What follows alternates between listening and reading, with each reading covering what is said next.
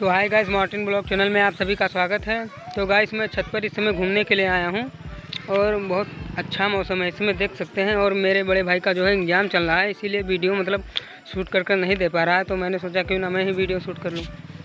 तो आप देख सकते हैं कितना अच्छा मौसम है और दूर दूर तक जो है धूप नहीं है, बहुत सारे पेड़ भी हैं, देख सकते हैं। कितना अच्छा मौसम है, पेड़ भी लगे हैं बहुत सारे।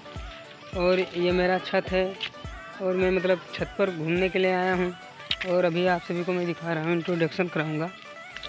और ये देख सकते हैं किस तरीके से हम चल रहे हैं।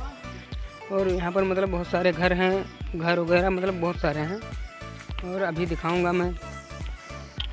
भाई जो है उसका इस समय एग्ज़ाम चल रहा है, इसीलिए वीडियो शूट नहीं कर पा रहा है। तो गाइस मैंने सोचा क्यों ना मैं ही वीडियो शूट कर लूँ। तो गाइस मैं छत पर हूँ इस समय, देख सकते हैं कितना अच्छा मौसम है।